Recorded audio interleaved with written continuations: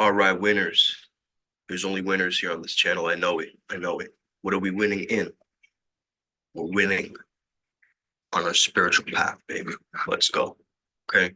I am Uncle Makara, all relations, which means I'm related to all of you, okay, in some way. So if you want to get freaky, I gotta take off that title, okay?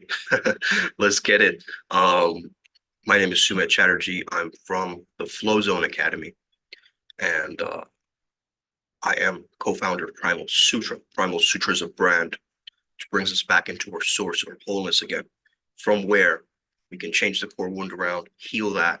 From 0 to 7, we have a core wound. If you heal that, it will really, really help you progress along on this path. Today, we're talking all about astral travel, man. Let me tell you this, bro. This is not for the weak. This is not for the soft soy boy light worker that's just kind of exploring and dabbling. Okay. This is the real deal, man. And I've had to notice this, encounter this on my own journey. Okay. Now, if you don't know how to activate your light body, I can give you a very simple step, but you would have to join the Adepts program for me to actually show you how to use this thing. It's almost like giving you like instructions to a car and then not learning how to drive it. You're gonna spin it out of control. So basically, there's a Merkaba. Okay, we have this thing called a Merkaba. It is a tetrahedron. It's a 6 point star. So whenever you go from a 5 point star to a 6 point star, you are becoming more angelic. You're becoming godlike because you have to take into consideration your wings, right? So 1, 2, 3, 4. Well, my legs considered 1, 2, 3, 4, 5, right? 1, 2, wing, 3, 4, 5, 6. Okay. So I'm not considering wings, but it's just an extra tetrahedron. So if you just really this is very rare esoteric stuff, man. So the tetrahedron is a 6 point star, and it's like a if you understand the astral is almost like a cube within a cube, right? If you spin this Merkaba upside down and it spins clockwise with inhalation, and it's the right side up with your exhalation, then this engine, we also call this in Taoism, we call it a microcosmic orbit. Okay. So we all have this orbit of energy. We have this toroidal field that comes out of our hearts, right? So it's an engine, it's a helical pattern. So our endocrine system and conscious breathing through our brain hemispheres gets our nervous system and endocrine system to work together perfectly. And of course, that's the circulatory system, right? But we create something called heart mind. Okay. So heart mind is like heart mind synchrony. If you guys have ever heard of that. Okay. But man, you got to have a strong mental constitution because you're going to get scared by like spirits, ghosts, random things. I've had to understand that there's almost like 3 layers of the astral, right? So there's one layer, which is the kind of hellish lower layer, which seems kind of darker, just darker underworld, right? Material of it's just more dim, more darker, very medieval gothic, very how would I say this? Swampy kind of. You end up in a lot of let's just say places where they can be like zombies, let's say on a map on a video game. Like that's kind of how it feels like the lower astral. Now the middle astral is kind of like a mirror world, like a mirror verse, right? It's almost like a mirror projection of us in the way that I understand it. And again, this is all from my own experiences and my own studies and so forth. There's also talk of the silver cord. I don't like to get too caught up in the silver cord, even though that's a very valid kind of bungee jump system where it kind of whoop, pushes you up so that you can walk the astral, right? Kind of like you're being pulled up like this. Let's say you're sleeping, and then you can sleepwalk or whatever. But you're not really sleepwalking, you're sleepwalking through the astral. Um, so there's a middle layer, which is kind of normie layer, normie layer, no. it's a projection layer, it's a mirrorverse layer, right? Which is kind of, it just seems like this world, right? And so once I've just teleported next to like a locker room somewhere, and I was just been like, where in the world am I, right? And these projections, they're not always like human beings in these worlds either.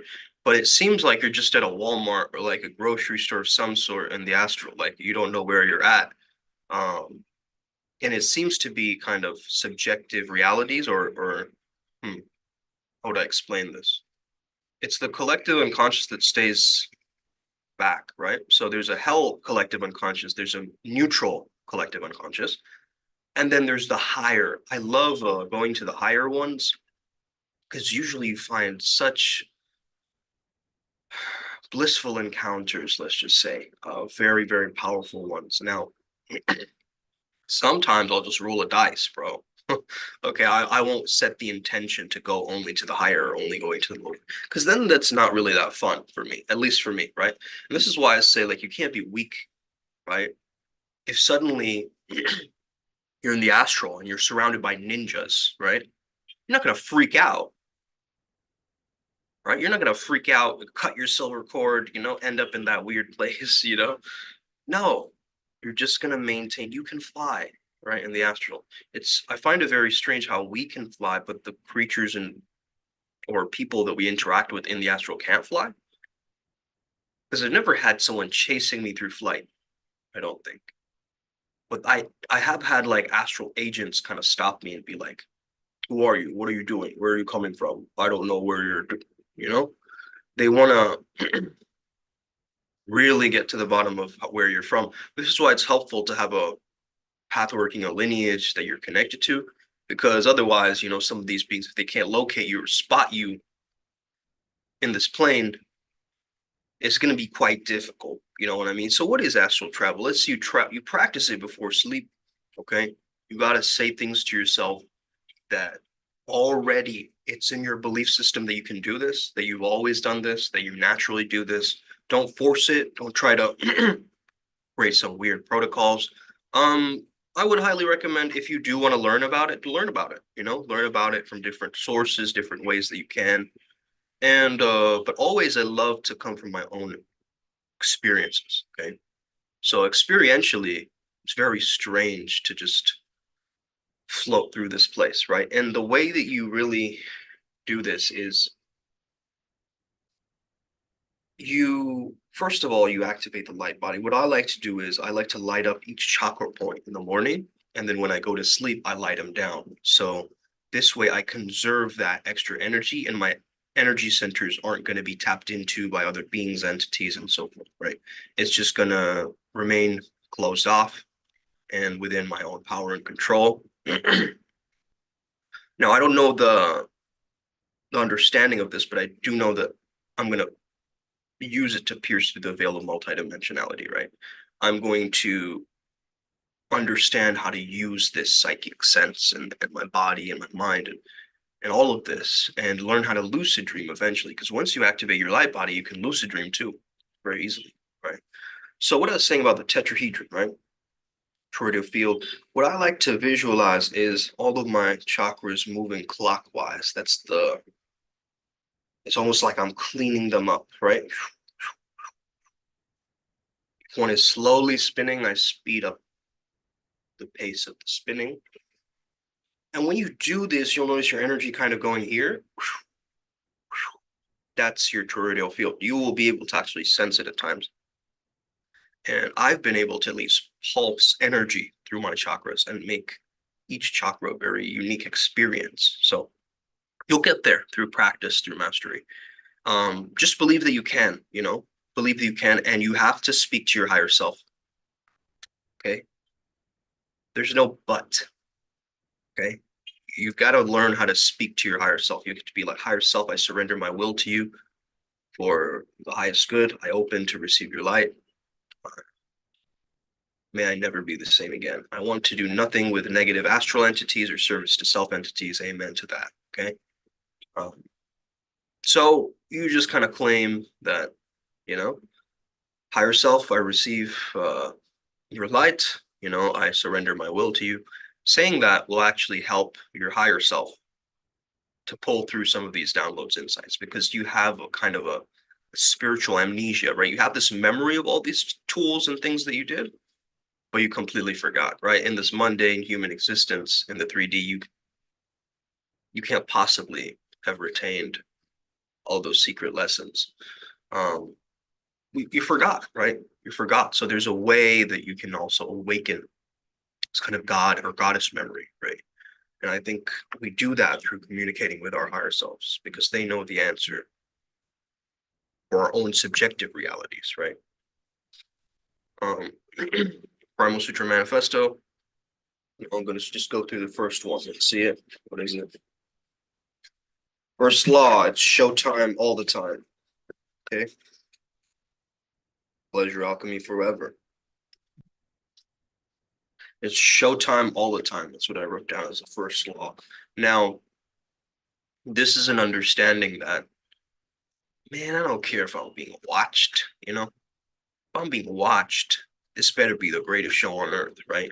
So these entities, gods, goddesses, devas, asuras, whatever, they want to watch me, they want to sneak up on me, bro, I might as well give them a show. I might as well be the greatest shaman on this planet and just do things in such a way that, you know, accelerates my progression on the spiritual path, right? Why am I going to hold myself back and like pretend that, this is I'm doing something sketchy or like woo woo or something like this? No, it's just a natural part of my progression and beingness, you know? You don't have to overcomplicate these things at all. But all I'm saying is you cannot be like, oh, peace, happy, beloved, and then go astral travel, because then you'll see like I don't know, some dark entity sometime, and you'll get freaked out and you never want to go back again, right? So you got to be mentally tough, right?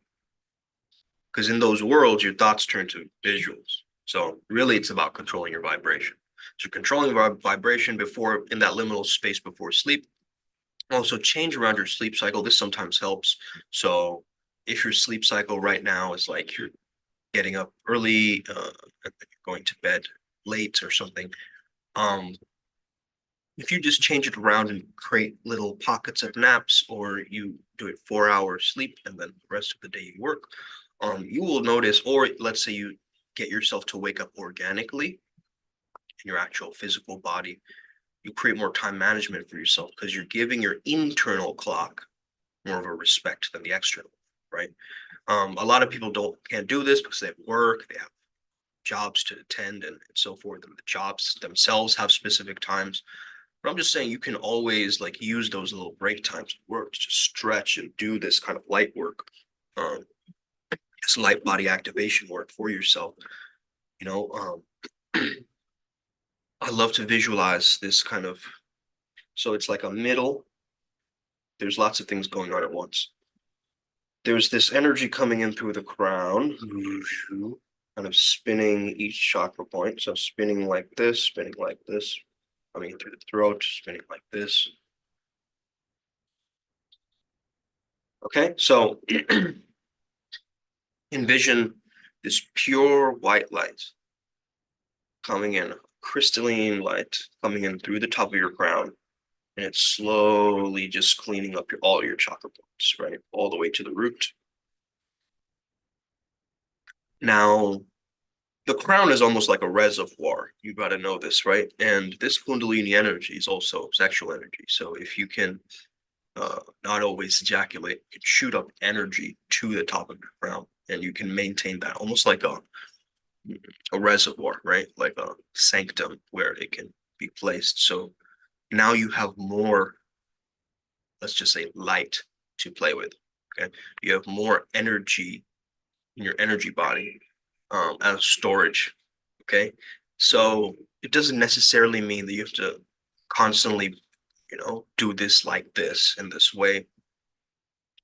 You can always, there's pros and cons to Kundalini, let's just say, and you have to figure out ways to use this appropriately. But just know that if you are going to practice this, it's going to drastically change your life, regardless. It's going to flip your whole world upside down, kind of like Fresh Prince of Bel Air, right? Hmm. Any questions, guys? Who's okay? We have someone watching right now. Cool, cool, cool, cool. No questions. Okay, let me just go back to this.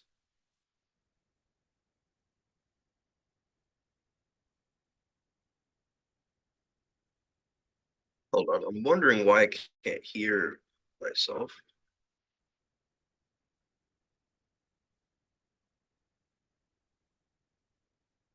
Okay, if I'm on my headphones, that's what turned them off. Okay, cool. Am I on headphones on here? No. Okay, I'm on Yeti. Bam. Okay, cool. Anyway, so once you're starting out on this path, you got to really ask yourself, what are you doing it for? You know, what is the purpose? Why are you exploring these realms? For me, I love to explore and get a sense of adventure. I've always kind of been that spiritual rebel, I guess you could say, not really following the rules of any system or norm. I've always tried to, well, that's not true. I have found ways to create my own systems, let's just say, because I've grown up and I've understood that my core wound self, the traumatized version of me just wanted to fit in and belong, right? Not knowing, not knowing that my higher self actually wants me to stand out. You get what I mean? So my higher self wants me to shine, wants me to glow, wants me to stand out, wants me to do what I need to do. But my little mini self, my inner critic, comes in and is like, but I wonder if that's okay. I don't know if I can do that. Okay. It takes away from the I or the self. And this process is very, very sacred, I would say. Astral travel is a sacred thing because it's like, it's almost like time travel, right? If you time travel and you showed up in like 18th century New England or whatever, right? Victorian era, uh, you wouldn't be like, you'd be terrified first and foremost, right? Because these people will look at you like, what are those clothes? What is that? What are these bees? Is this like a holy man from another city? Like these kinds of clothes we haven't seen before. They're so simple yet profound, right? They would have their own ways that they would see it, right? And then they would see my iPhone and freak out, you know? What kind of a strange alien contraption is this, right? So you got to understand that your perspective, what you think is true to you, is profound revelation to everybody else, right? So you might be like, la di da, I have this occult wisdom. I know all these things, and probably people do too. Nah, nah, barely scratching the surface, bro. Like even if you mention Kybalion, right? People will just still be like, huh? Oh yeah, I've heard of Hermes before. Isn't that like a god or whatever? Isn't that like a trickster god? Why are you wearing it in your as a chain, right? They don't get it.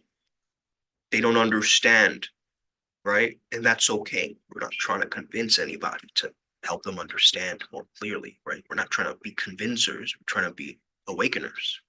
We're trying to be teachers over here, right?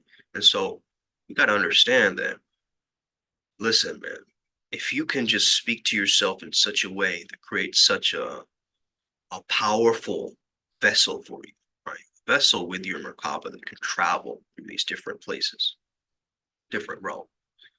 And think of your Merkaba like an astral spaceship of sorts that can help you to fly. Okay.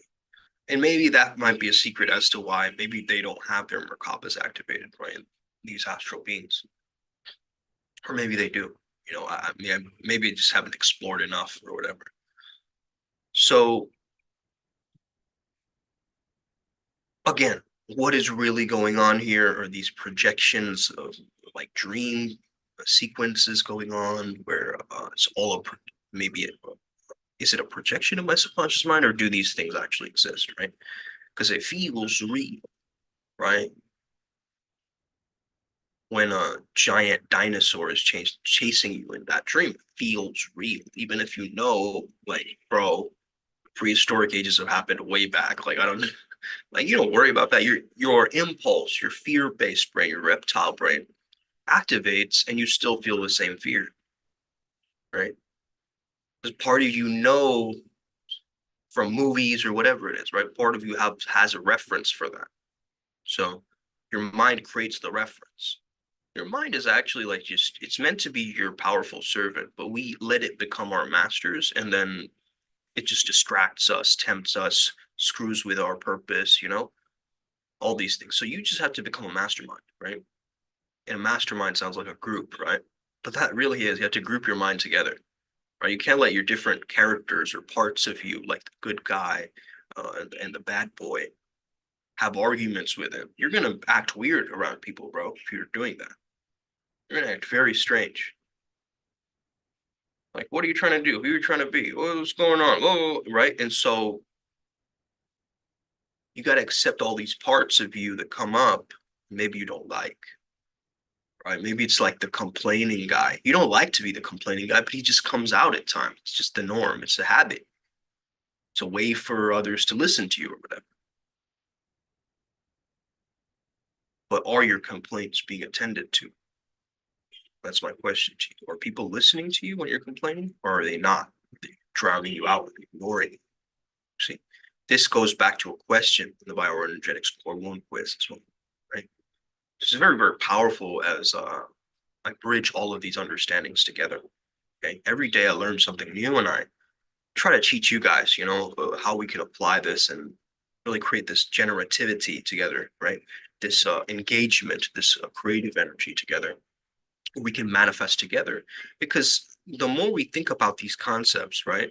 And someone was telling me the other day, did you host a party for your 3,000, 4,000 subscribers on YouTube? I said I might not have hosted the party, but the Primal Sutra deities, the family of deities that we work with, they might have hosted a party.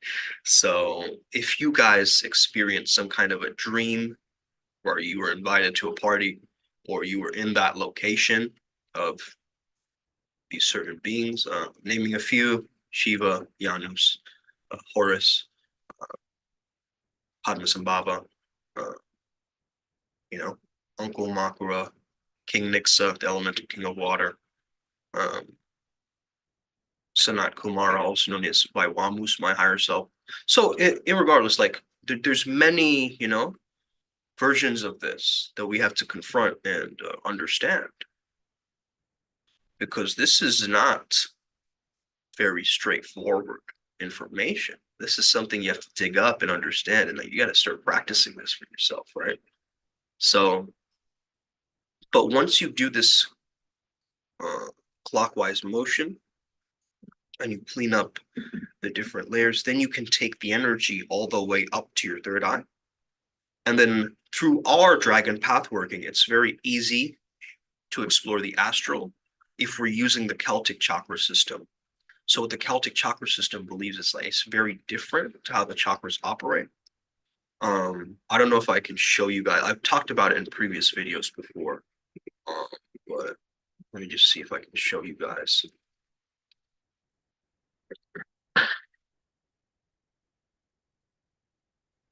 This is one way to actually astral travel. So I just want to teach you guys this kind of visualization because it's like a spiral within.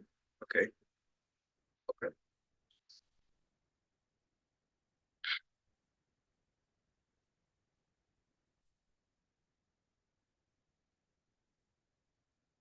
Okay. So where does it start? Black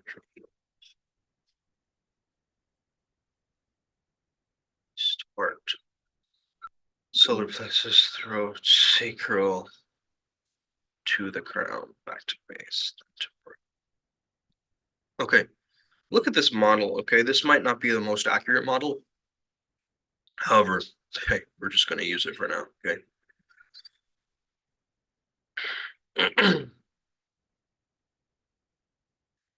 La. Hey. Okay, can you guys see this? Cool. acceptable case. Okay. Ho'oponopono. Okay, they're saying to use Ho'oponopono around this. Are they? Cool. Anyway, so this is the model, right? But basically, once you're at the brow, you can let your own dragon being be your vehicle to travel the astral. Okay, you don't need the Merkaba. You do need it in a sense. You can have it, but the dragon is protective for you. So this is a kind of a different path working. You have to find out how you can connect with your own being, okay, vehicle.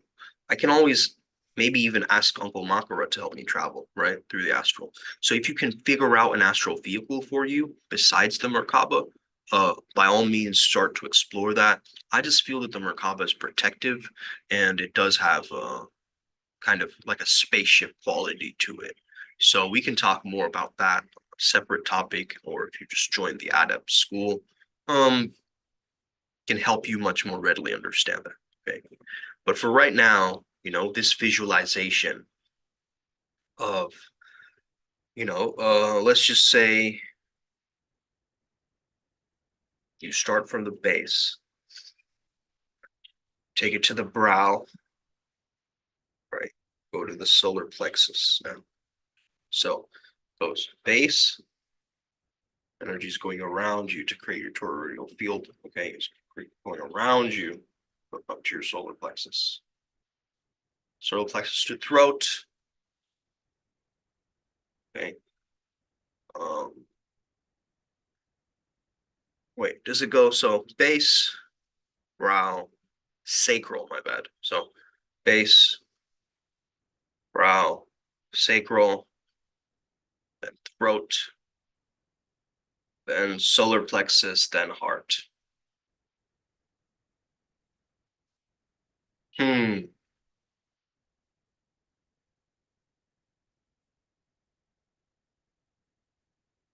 I forget.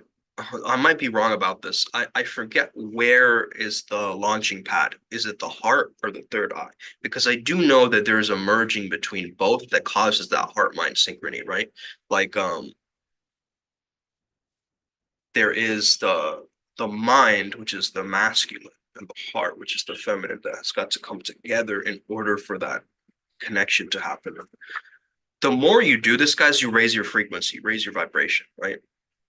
And the more you do that, it's like the darker energies want to attack you more and more because you're of the lights. But also, yeah, it's just more. Sometimes you feel like you're serving others and it's a great thing, but it's also going to cause people to come out of the woodwork. So you got to be wary of that. And again, this is why I'm saying it's not for the weak, right? A weak person on their spiritual process, they would have given up a long time ago, bro. They would have been like, I can't do this 4-minute meditation. Given up, right? Breathwork is for pussies or whatever, and then just go the other way, right? They're not exploring the depth of the information and the knowledge. Again, this knowledge is not power, according to me. I think applied knowledge is power, right? This knowledge just sitting there in your brain barely has any effect, right? So the applied knowledge or the wisdom is really what we're seeking, what we're looking for, is the experience that shifts us, that changes us, right? That makes us more effortless. And that's what we're really looking for on a spiritual path. We want to be the path of least resistance. We don't force all these things onto us, right? It's like, oh yeah, my drum circle friends, they told me you can do it in 6 steps. Okay. This is not an AA meeting, bro. This is a spiritual gateway into transcendence and holiness. Like, you gotta understand it's totally different, right? It doesn't happen in like 3 steps or whatever. 3 steps to enlightenment. Bro, are you kidding me? There's so many steps, but it's not to understand. It's just the complexity. It's so simple that it's so complex that it's so simple. Do you guys get that? That's the paradox of this world. You have to go through the complexity and then come back to the simplicity and choose what really works for you and that you prefer. But also understanding you're not deviating from the norms or the principles of the actual, doctrines and so forth, right? because plenty of people making their own Scrabble boards, you know? What do I mean by Scrabble boards? Like taking a bit from this, taking a bit from that, taking a bit from this. Yeah, you can create a dope system like that. We have too, but we got to understand, we got to respect these beings, this lineage, the practices, and so forth. And right now, I'm being activated and taught. I'm being taught in this Vajra Dragon Yoga, right? Which I've been exploring for 3 weeks now, let's just say. So now I'm going to actually start making videos for the adepts so they can practice this Dragon Yoga, and it will just help them with the light body activations even further. So if you are interested, you're coming across this video, what I'm saying fascinates you, you're tapped in, right? You're locked in. Okay. Locked in, bro. Who's that guy? That Instagram guy. Locked in, bro. Anyway, um, again, send energy to your higher self. Make sure that your higher self knows that you're doing this. Astral work is very, very surprising. It's spontaneous. There's a lot of surprises. So it's like you can take, sometimes you get a haunted house. Other days you get a celestial palace in the Pure Lands. Okay. You're not going to choose exactly where you're going to end up in this thing. But I would say just control your vibration, control your thoughts and your feelings before you're going to sleep. That should pretty much handle it. And then if you want to practice a little bit before sleep, some people just fall asleep, right? They forget they're even in the astral. So they kind of taste that liminal space, but then they fall back asleep. And some people experience it through vivid dreams, lucid dreams, okay? Which is if you do this cleanup process of your chakras, you'll start to understand that, hey,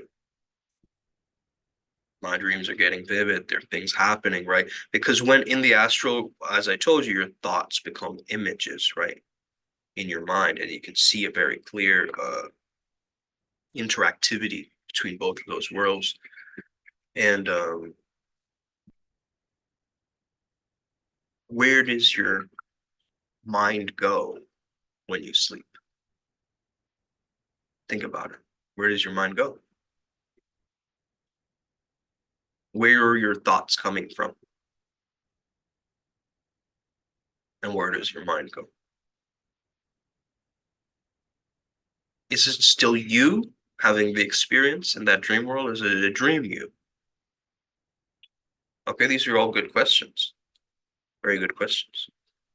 I think they're questions that you have to explore. If I tell you, you might just go off of my answer. That isn't going to serve your spiritual journey. These are very spiritual questions. These are like Zen koans or something, right? Meditational prompts. If a tree falls in the forest and it doesn't make a noise, do you still hear it, right? Sometimes it's good to be contemplative like this because you really start to see your life for what it really is. Okay. So you start to tap into your divine masculine, which is making sense of the nonsense. Okay. That's the most powerful energy, I feel like.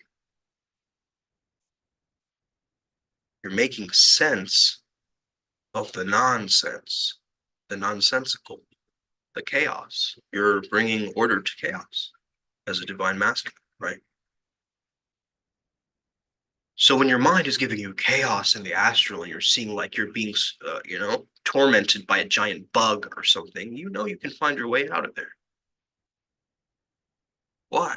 Just, if you've done it enough times, you're going to get like a superhero level of mental toughness. You know what I mean? Like imagine you've been like, you astral traveled to like a vampire's lair or whatever, and you actually saw, you locked eyes with a vampire once, or a very creepy being, or like a demon or something, right? You locked eyes. And you came back to the real world, you're gonna have to confront that. You have to go back to work, do the normal day-to-day stuff, like drink tea in the morning and like confront your spouse or whatever. Like you have to do all of those things, right? Considering that you just met a freaking demon in the astral last night, or like some kind of an advanced alien being. And there's no way that they're ever going to believe you. And there's no way that you can even talk about this stuff without sounding absolutely nuts. You know, you mentioned the word astral, put him in a psych ward.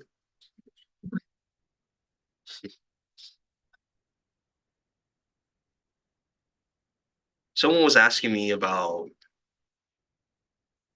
can I activate my sense of like touch, smell, and all that stuff in the astral? Yeah, I've experienced that you can. It's not the same. It's definitely not the same. You'll get a notice of the difference of it. It's like one is kind of like in a dream world, it's kind of very blurry. In the astral, it's kind of how do I say? It almost feels like a superimposed quality. Like it's one room within another room with, and you get out, and then there's another kind of passageway out, and then you kind of it's like a you zoom out until you see the whole picture. Um, I like to rise above the situation. So if anything is ever terrifying you in the astral world, you always rise above, right? So you fly upwards and you look at it from a bird's eye view. There have been many times where, these beings are like, or whatever, right? I've just been above them, so they can't even get to me. And that's really what you want to do in your mental world when someone's trying to insult you or take you down or be a bad vibe. You know what I mean? It's just you rise above it. You go, you look at the situation like a demigod would. You try to look at the higher perspective because is this person really upset at you or are they projecting something at you? What's really going on, right? You don't know what's really going on. Okay.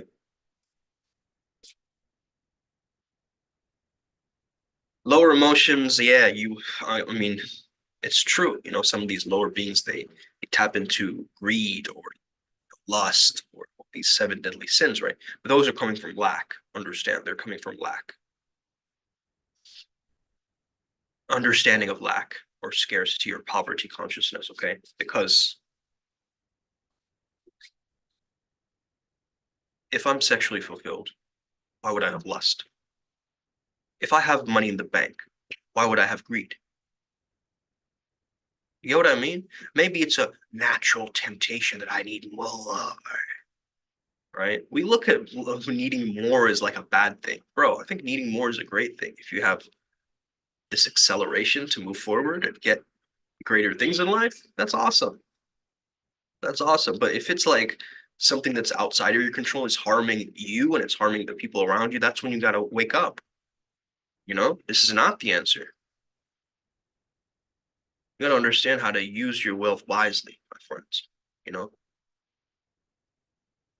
use your money wisely. I invest the most money that I invest is in trainings and mentorships. Do you guys get that?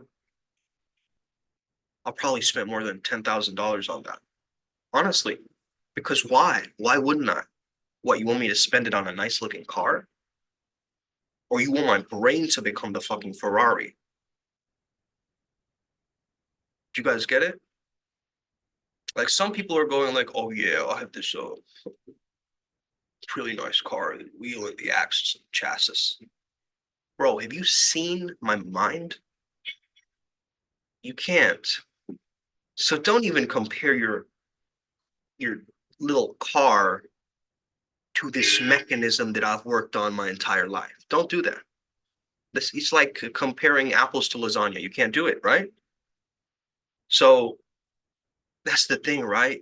We are living as multidimensional beings and we're really realizing and waking up to our full power and potential again. Like, yeah, I can make this money and I can be spiritual. Yeah, I can be sexy and be spiritual, baby. Yeah, I can be very obnoxious one day and still be spiritual. Word up. Why? Because I'm a spiritual being first and a human being later. Okay? That's it. 1 second, guys.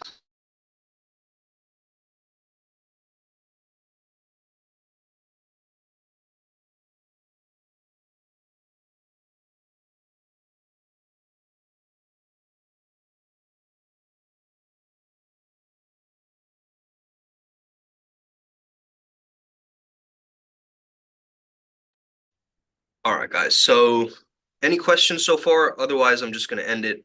and then we can talk tomorrow. Okay? Boom, boom, boom, boom. I see two people watching. Any questions on astral travel? Anything coming up? Have you guys ever tried it? Have you ever experienced it? Have you made any mistakes? Have there been any cool stories?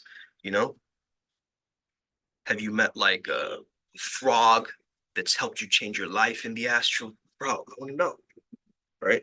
Have you met and have you met have you met a princess from the water dimension? You've had a conversation with in the astral? Have you ever been to your own star seed, star system, planet?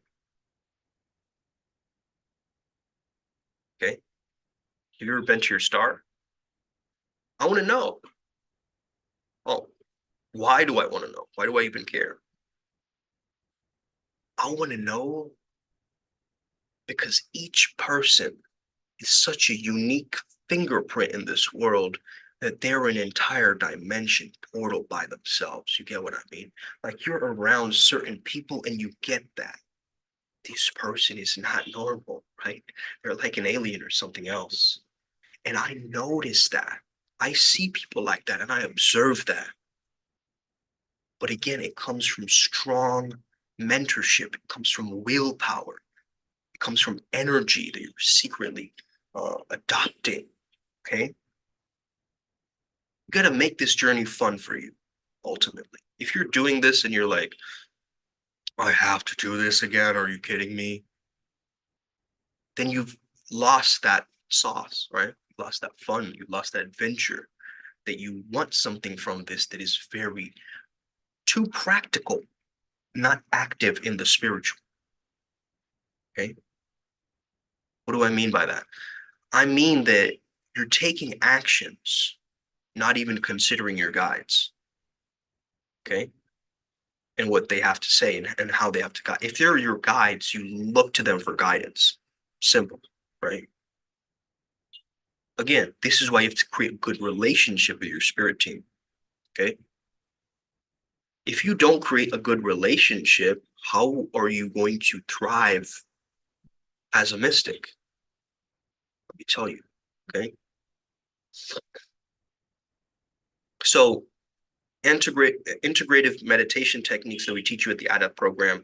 We'll teach you about crystals and Atlantean memory activation. We'll teach you about rituals and ancestral offerings. We'll teach you about dream work and theta consciousness, how you can activate that through dreams, and also help you with light codes, technological, intuitive aids, basically. Okay, so we call this cyber shamanism. So if you are interested, just reach out. Let's work together. May we never be the same again. May the flow be with you. We're all going to make it.